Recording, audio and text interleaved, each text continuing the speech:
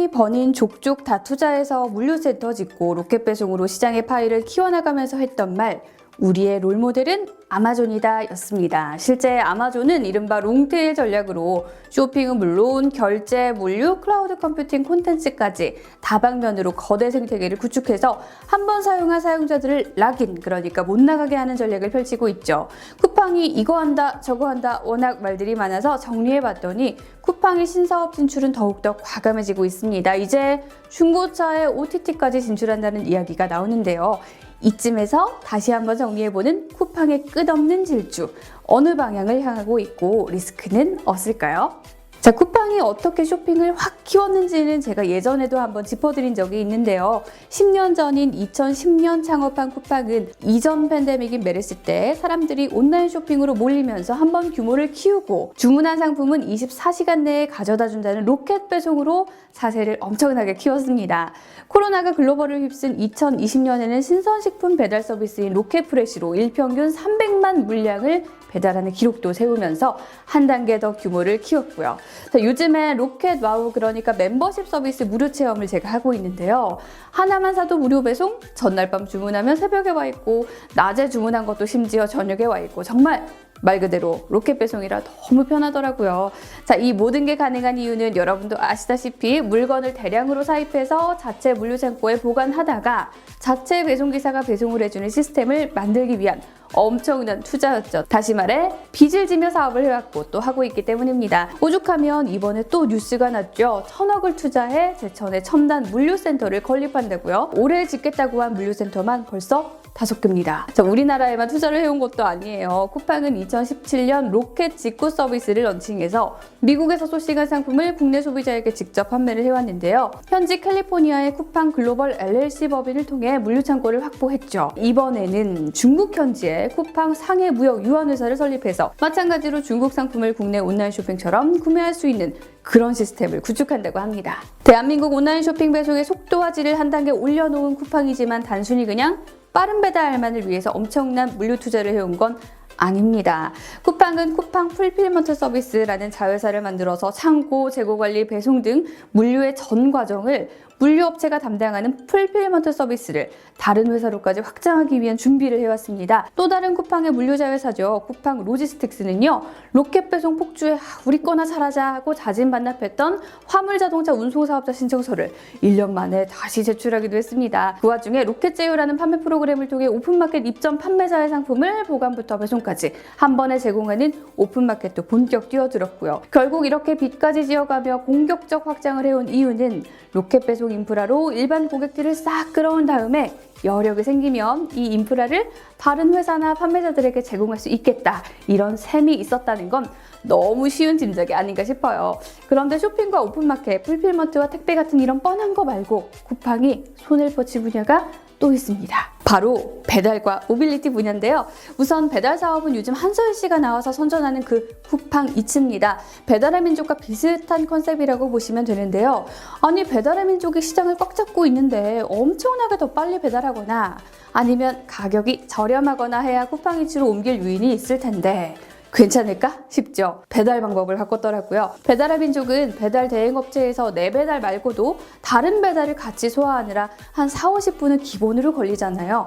쿠팡이츠는 나만을 위해 배달을 하는 컨셉이라 훨씬 빨라요. 저는 이거 어떻게 돌아가는 건가 궁금해서 직접 배달 아르바이트도 해봤는데요. 제가 직접 받으러 가서 가져다 드리는데 20분이면 되더라고요. 시켜 먹을 때도 쿠폰도 많이 주고 배달비도 더 저렴해서 저는 요즘 쿠팡이츠로 갈아탔습니다. 자, 저 같은 사람들을 공략한 쿠팡이츠, 2019년 4월 시작해 어느덧 배달통을 제치고 업계 3위로 안착했죠. 근데 이 쿠팡이츠 쓰다 보면요, 제 위치를 실시간으로 파악하고 또 배달 가는 주소 위치까지 내비게이션 기능도 있거든요.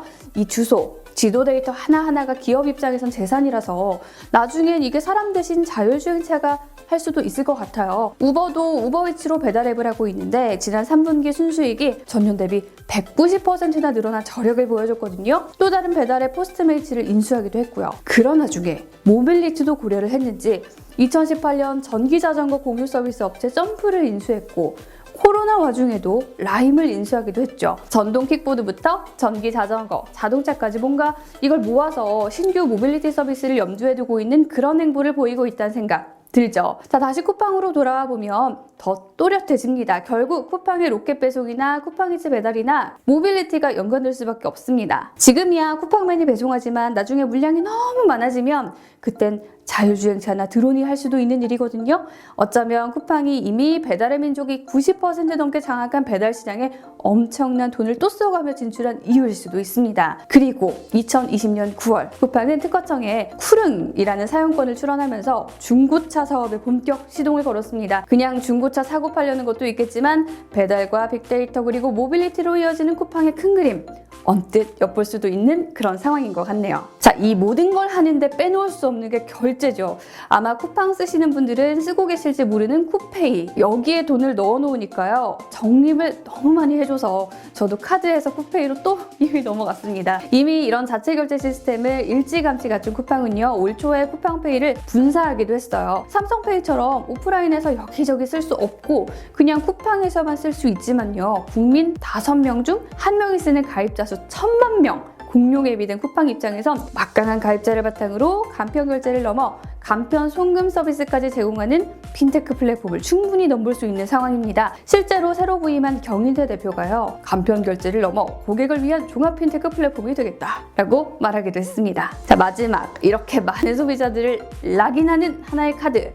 아마존도 아마존 프라임을 통해 스트리밍 서비스를 제공하고 있지만 쿠팡은 설마? 하는 마음이 있었거든요. 근데 지난 7월 동남아 OTT 서비스 업체인 훅을 인수하더니 2020년 10월 사업 목적에 온라인 음악 서비스 제공업 그리고 기타 부가 통신 서비스를 추가했습니다. 쿠팡 스트리밍, 쿠팡 플레이, 쿠팡 오리지널, 쿠팡 TV, 쿠팡 플렉스, 쿠팡 비디오, 쿠팡 라이브 이런 OTT 상표권을 출원했고요. SK증권은 OTT 서비스 제공 추가로 쿠팡이 인터넷 플랫폼으로 가는 전철을 받고 있는 것으로 판단된다고 분석했고 유진투자증권은 국내 이커머스 쇼핑 사업만 하는 쿠팡 입장에선 아마존이나 네이버에 비해 락인이 어려워서 콘텐츠 서비스를 확보하려는 전략으로 해석된다. 이런 의견을 제시하기도 했습니다. 쇼핑에도 연계가 가능하죠. 네이버 쇼핑이 요즘 라이브 커머스 엄청 하잖아요. 그거와 마찬가지로 라이브 쇼핑에 진출할 수도 있고요. OTT 시장 규모는 2024년 박스 오피스 시장 규모의 2배가 될 걸로 보이고요. 2023년까지 OTT는 다른 어떤 분야보다도 급속 성장할 걸로 전망되는데 플랫폼으로 사용자 많이 모은 네이버도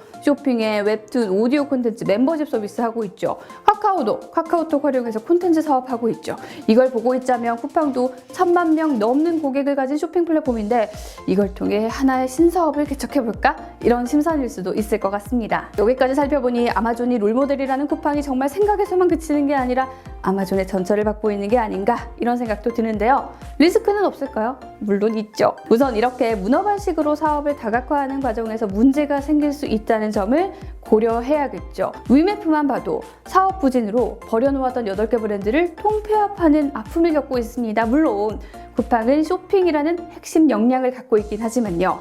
네이버가 대한통운과 지분 교환하면서 바짝 따라잡고 있고 신세계나 롯데 같은 대기업들도 돈을 쏟아부어 따라하고 있기 때문에 신사업이 리스크가 될 여지도 있습니다. OTT도 이제 넷플릭스뿐 아니라 아마존 프라임에 디즈니 플러스까지 한국 진출을 앞두고 있는 상황이라 경쟁은 더 치열해졌고요. 자금도 문제입니다. 쿠팡은 손정희 회장의 소프트뱅크로부터 2015년과 2018년 두 차례에 걸쳐 약 3조 5천억을 투자받았죠. 두세 달에 걸쳐 투자액을 나눠 지급받고 있는데 현재 쿠팡의 적자 규모를 감안할 때 가용자금이 올해 모두 소진될 걸로 예상되는 상황입니다. 지난 1월에요. 나스닥 상장을 준비하고 있다 이런 보도가 난 이후에 미국 뉴욕에서 이미 IPO 전 기관 투자자들을 상대로 실시하는 로드쇼도 진행한 이후 아마 추가 자금 조달을 위해서라는 관측인데요.